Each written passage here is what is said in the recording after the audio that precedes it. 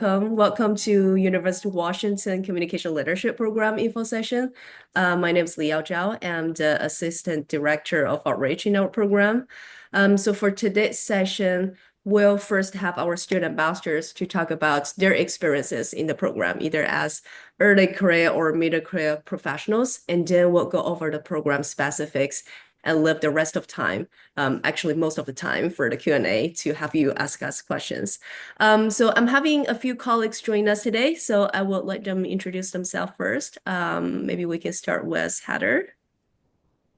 Hi, everyone. I'm Heather Werkel. I'm the Assistant Director of Academic Services for CommLeads. I'm the academic advisor for the program and run our admissions process. So I'm happy to answer any questions today about the program or applying. Great to have you all here. Thank you, Heather. Sophia. Hi everyone, I'm Sophia and I'm a current student in CommLead and my track is MCCL, which is CommLead Communication Leadership Program, and I'm happy to meet you guys. Hi everyone, my name is Sandra. I'm in cohort 24 in the MCCN Communities and Networks track. I'm happy to answer any questions that you may have later on. Yeah, thank you, everyone. And thank you, Sophia and Sandra. Maybe we can continue our conversation here with you too. So could you please tell us a little bit more about your backgrounds? Like before you joined CommLink, what did you do? Yeah, sure. I can go first. Before I joined CommLead, I have around 5 years of work experiences, and my previous job was a project product manager, and back in Taiwan as a department store. I responsible for app and website function development, and I have been down. I have a background in marketing and also in video planning. Sandra. Yeah, so before joining CommLead, I spent 10 years in luxury retail management in Canada, specifically worked at Christian Dior and Stuart Weitzman. And so during that time, my skill sets were focused more on training, on client relationship development and management, brand engagement, and events management. And so a big part of my role during that time was training my team to build strong client portfolios, particularly through social media engagement. Okay. So what drove you to choose to apply to CommLink program, like either MCCL or MCCN track? And in your opinion, how does our program support your career path or help you achieve your career goals? Go ahead, Sophia. Okay, like for me, the first one, the CommLead program dragged me because I want to find like a job after graduation. So like the first one is OPT, STEM program is my top priority, but also CommLead program provide blend of different. Sorry, I'm too nervous. Also like it's blend of like unique blend of strategy and communication, storytelling, and leadership. So like it could help me to equip different skills. And also I want to step out my comfort zone to find a new opportunity in the state. Yeah, a lot of my personal reasons resonate with Sophia as well, but I'll start off with why I chose CommLead and then go into why my specific track. So I chose CommLead because it offers a very well-rounded curriculum that blends strategy, there's branding and digital media with real-world practical skills. Whether it's UX and UI fundamentals that you're interested in, or marketing strategy, or crisis communication, or video storytelling, the program really equips their students with a very diverse and applicable skill set. So I chose MCCN, the Communities and Networks track, because I wanted to transition into a more community-facing, community building and engagement with diverse audiences role. I was particularly drawn to this track's course offerings like communication for advocacy and storytelling for mission-driven organizations which align with my passion for more meaningful and impact-driven work. So courses like those are quite difficult to find anywhere else, and they're extremely valuable in the real world as they teach you how to think critically while navigating around our current issues. Awesome. Yeah, thank you, Sandra. So our second round deadline is coming soon in April 1st. So could you please share maybe one or two application tips with our attendees?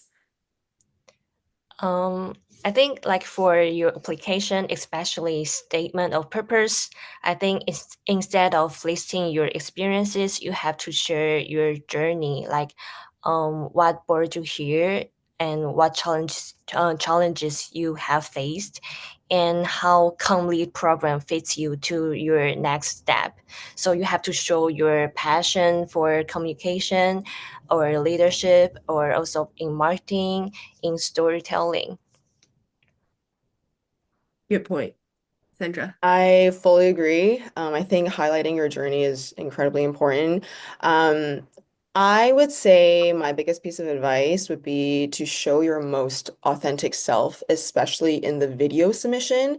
It's the one opportunity to showcase your personality, your voice, and your passion. And I would say have fun with it, and to be intentional with how you present your experiences and aspirations throughout the application. So, for example, instead of repeating the same information, use different sections of the application process to highlight various aspects of your background and showcase a very diverse range of work. Awesome. Thank you, Sandra. Yeah, that's something Heather always like talking about, like a tip about your application. Thank you. So now I will turn it over to Heather and to talk about more program specifics that you need to know before you start your application. Go ahead, Heather. Yeah, thanks, Liao, and thanks to Sophia and Sandra for those great insights and tips.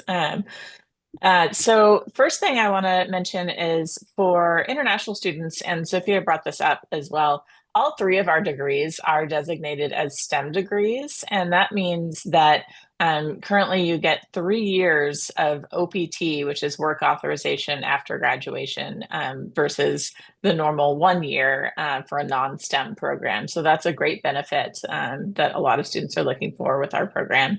We're also fee-based, so that means that all students pay the same tuition.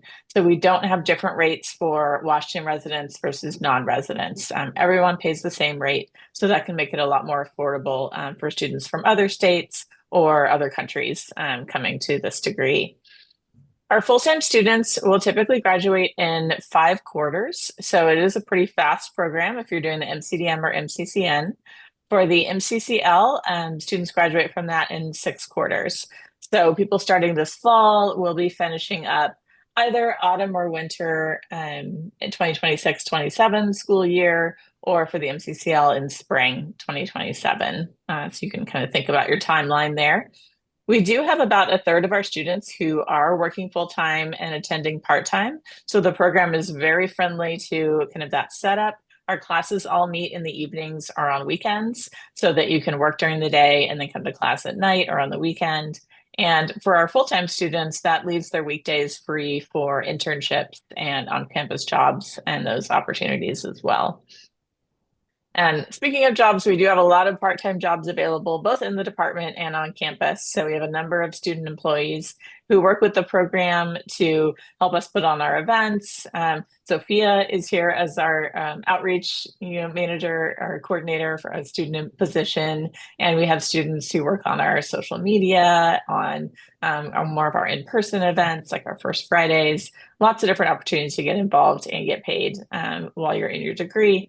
We also have our ComLead consultancy, which has short-term project positions available. So the consultancy works with nonprofits or not-for-profit organizations who have a communication challenge they need some assistance with. So those are usually 1-quarter projects, but those are also paid so that you can build your portfolio and get some help with your tuition along the way. Our programs are all eligible for federal financial aid, which at the graduate level is mostly student loans. and GI Bill benefits eligible. So for veterans and their dependents, that is a great option as well. In terms of the application, as Leon mentioned, our next deadline is coming up April 1st. This is our final deadline for international students.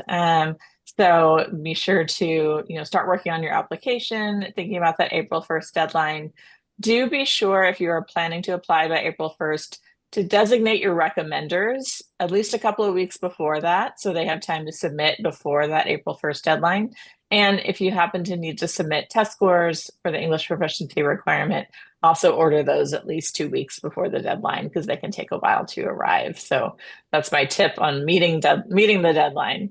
And just something I want to note, because it's coming up this Friday, if you are going to be applying for financial aid for the program, UW's priority filing date for the FAFSA, which is the financial aid application, is this Friday, February 28th. So you'll want to go ahead and submit that in the next couple of days if you're planning to apply for this fall. And with that, I will turn it back over to Liao. Thank you, Heather. So I think the rest of time will be Q&A. Since we have a small group, you are welcome to just unmute yourself to ask questions directly. Or if you prefer, you can type your question for sure. We're happy to answer all the questions that you may have. Yeah. Yeah, what we're waiting, maybe Sandra or Sophia, you can talk a little bit more about your complete experience in MCCN and MCCL. Like what classes are you taking this quarter? Maybe we can start with Sandra. You're in the MCCN track, yeah. I am in the MCCN track, but for this quarter, I have been taking more of the MCDM courses, which is also a really great way to kind of experiment with what types of courses interest you, and then it gets you thinking about what types of career paths you can potentially take, which is such a fantastic way in this program to kind of dive deep into your possibilities. And Comly does not restrict you in that sense. So I'm really appreciative that this program really allows freedom for their students to kind of make their own path, navigate their own journey. So this quarter, I'm taking UX and UI. And I wanted to tie that in with my experience in the consultancy program. This program really solidified my decision to come to ComLead, seeing that there's so much work invested in this consultancy program where they connect students with real world work opportunities in Seattle-based companies. So in this quarter, I'm currently working as a content strategist for a wellness tech startup. And what was surprising, but also not surprising, but I was glad to see that immediately after I've learned some of the skill sets that I've been working on in my 2 courses, that I was able to immediately apply in my workspace. So that was really awesome to see. It's really validating that what you're learning in class is truly applicable in the real world. So yeah. Cool. Thank you. Thank you, Sandra. Yeah, a lot of our students are participating in the ComLead consultancy project. Sophia, how about your courses? Yeah, this quarter I take is UX Studio, and the other is scenario planning. And I will highlight that in MCCL track, you can have a flexibility to choose any course you want to take, and also you could choose the internship credits from our ComLead program, so you can have a mentorship, and also they are also, instructors also from professional field.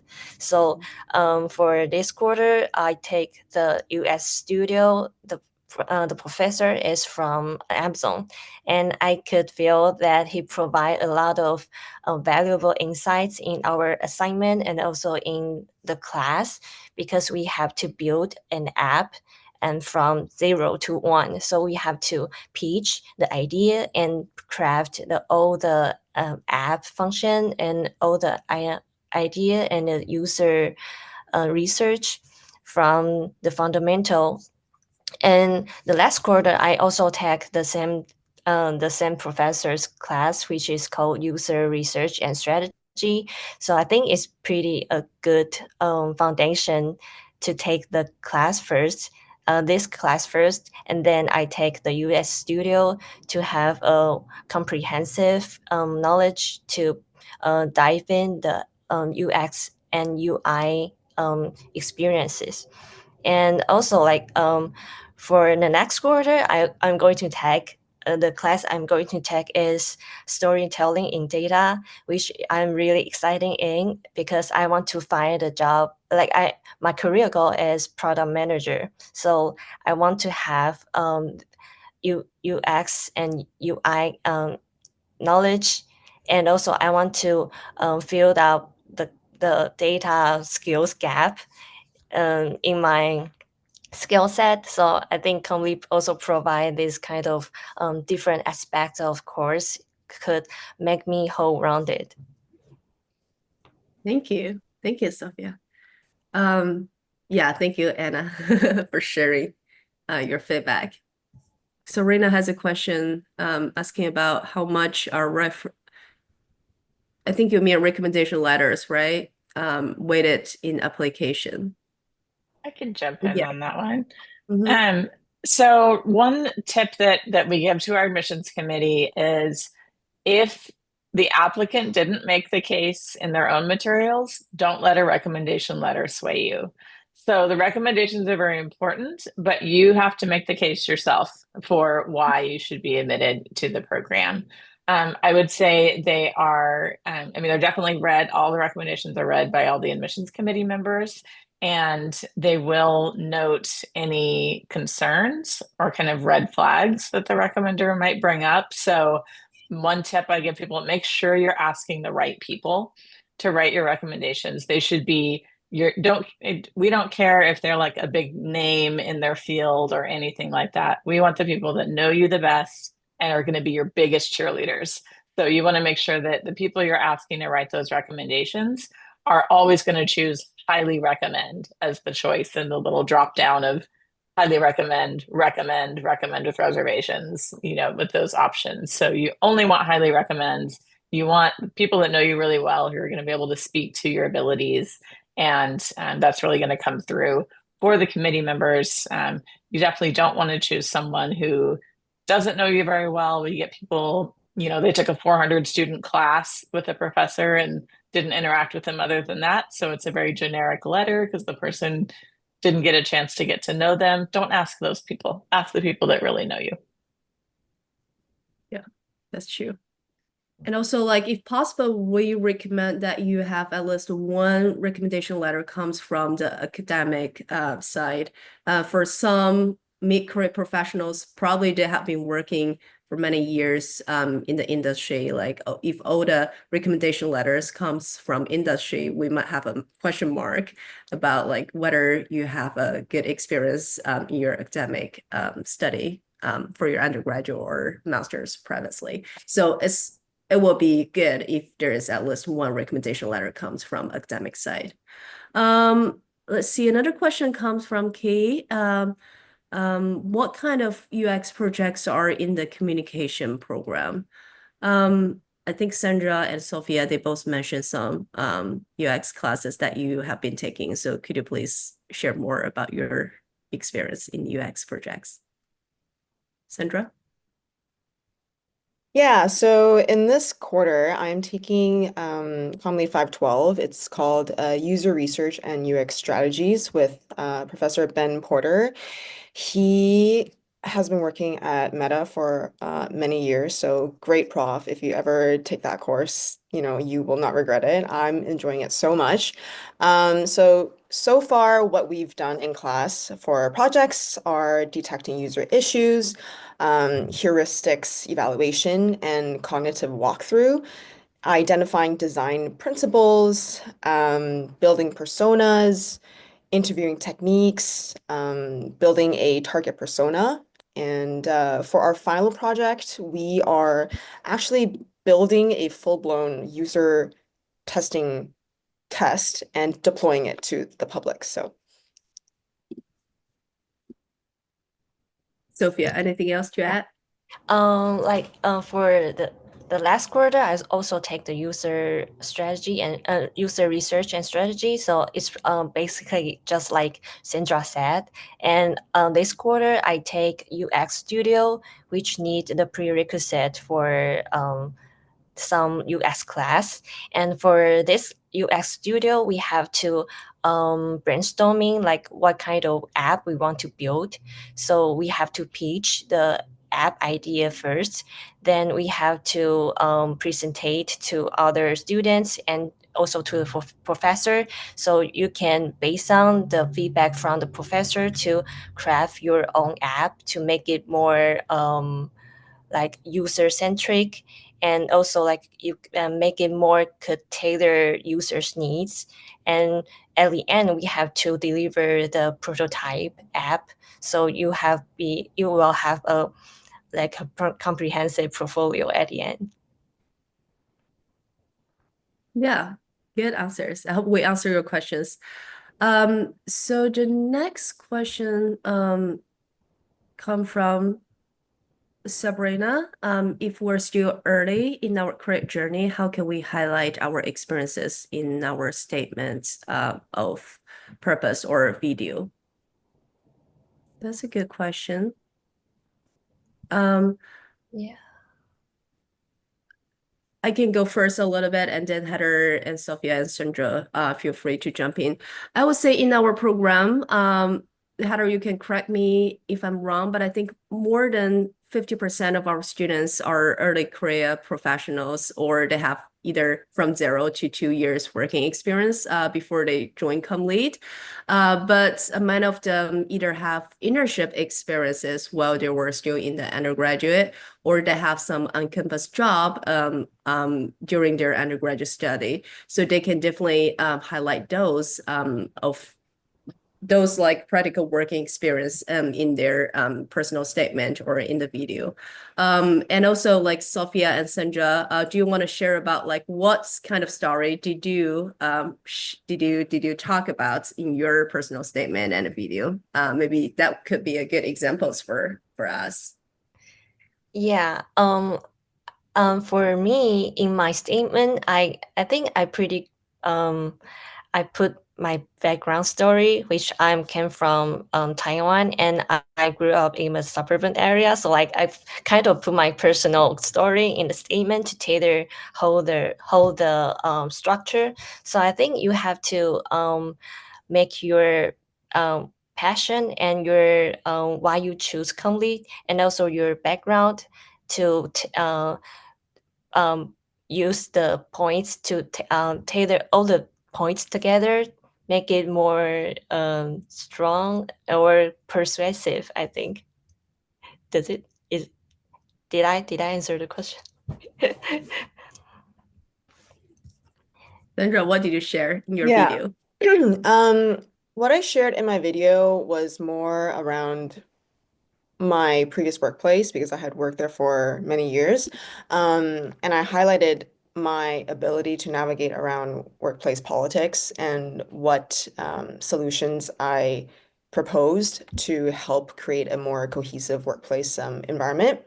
But to answer Sabrina's question, if you're early in your career and if you don't have a lot of paid or even non-paid experience, if you have something that is part of your passion project, it's just like a side hobby that you think is substantial enough to show your interest, and if you can relate that to why you want to join ComLead, that is already sufficient enough. Yeah. If you have unpaid volunteer work, even better. But as long as you have something to show that you are working on this thing and you're already on the path, even if you're not getting paid for, but you're already on that path, I think that's already enough to show. Yeah, great tips. And I'll say I added the link to our admissions page, and it has the application prompts on there. And if you read through the prompts for the statement and the video, they don't require any work experience. So they're not asking you to show that you've worked in this field or anything. The video is asking you to talk about a value. that of the program that resonates with you, and what's a story from your life that shows like why that value is important to you. So that is like kind of work experience neutral for something like that. And same with the statement. We want to know, like, what are your goals? What are you wanting to do that this program is a good fit for? So neither of those should really have you talking about anything related to work experience, unless it's like the story that you choose was something that happened at work, but it doesn't have to be. Your resume is where we see what you've already done. So to Sandra's point earlier, don't repeat information. So don't go through, I've worked at these places in your statement or your video, because we already see that in your resume. So take advantage of the different materials to tell new information with everyone. You don't want to waste a word or a moment of the ability to give us extra and more information about you. So don't repeat anything between those materials. Thanks, Heather. So the next question comes from Mela. Can you talk a little bit about taking classes in ComLead as a grad non-matriculated student? Heather? Yeah, so this is an option, and it's a mouthful to say graduate non-matriculated, so we just say GNM. We just use the acronym. But this is an option UW has to take usually up to 2 classes without being admitted to a degree program. So we have students who will apply for GNM status to test out the program, see if it's a good fit before they, apply and kind of commit to a full master's degree. Or we have some people do that who are pursuing a degree at another school, but they want to transfer some credits. They just want to take, a class or two and transfer that back to their other program. So either way, it's a good use of that. One benefit of GNM is that even if you apply to a different program at UW, those credits can still be used towards that master's program. So you kind of have, valuable earned credits no matter what happens if you do that. As far as the experience, tuition's the same. You're, taking classes in the same. The other students, they don't necessarily know that you're a GNM student or not. You're just another student in the class. So it is really a good way to test out the program and see what the classes are really like if you're considering applying. Thanks, Heather. Serena has another question about our program's community building. That's a good question for Sophia and Sandra. Like, how do they interact each other beyond classes? Yeah, go ahead. Yeah, I can share first. Because I think one of good feature that ComLead has is we has first Friday in our is a like a routine event in our program, so you can meet a lot of ComLead like the same from the same cohort or the like different cohort, and also our alumni and the like instructors, they will also come to the event. So you have a lot of opportunity to like networking with them and also talk with them about their experiences or like how they apply jobs. Maybe if you got lucky, you can get some referrals as well. Yeah, Sophia already, talked about the first Fridays of every month. It's such a great way to see who your alumni are, who the people are in the cohort above. It's just a really nice way to interact and network without the pressure of needing to, be a certain way when it's at this really casual, really friendly environment. Um, I wanted to highlight one of my favorite classes in Professor Ekin's class last quarter, and this is a course that everyone needs to take in the very first quarter. There was this one class where she invited about 20 alumni who's graduated in the last from 20 years till maybe even just like 2 years ago. And it was almost like speed dating, but speed networking where every alumni would be paired with about 5 students, and we would just fireball them with questions for in 10-minute segments. And that was such a fun way to see what alumni are up to after they've graduated. And then we were able to keep in contact with these alumni, and they're really willing to, help the current students out, answer any questions, potentially even, help you refer if you maintain that relationship. But also, I wanted to highlight the type of class structure that CommLead really offers. So on top of, the faculty being really amazing, like the professors are not only highly distinguished in their fields, but then they also go out of their way to connect students with industry professionals. And then they bring in these top tier guest speakers, which makes class really engaging and interactive because every class is never the same.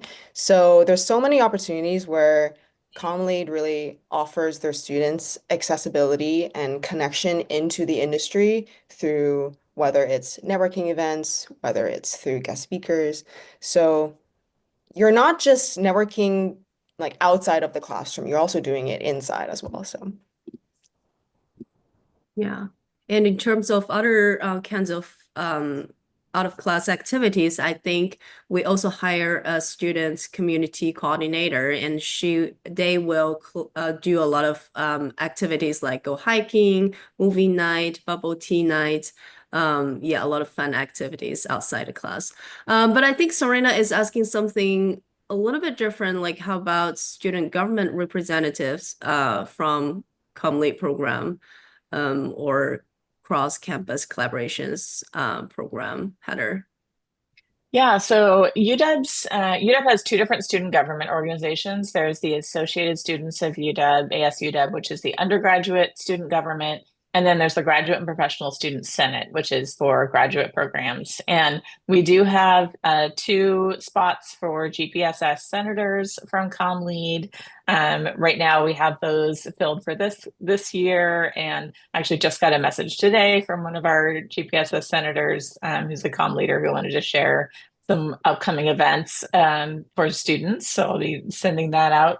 But yeah, so there is student government where students can get involved in GPSS. We put that call out in September for people that are interested in doing that. It's a year-long commitment to be a senator. But there's other ways to get involved too. So there's a lot of committees where they need a graduate student representative where people can join and participate in that way. And then in terms of student organizations, I think UW has over 400, 500, something like that, different clubs that are called registered student organizations. Everything from rock climbing to knitting, language clubs, like anything you can think of that's an interest. You just need 5 people that also are interested in that to form a club. So that's a great way to like connect with people who are kind of into the same things you are, or maybe learn about something new while you're a student.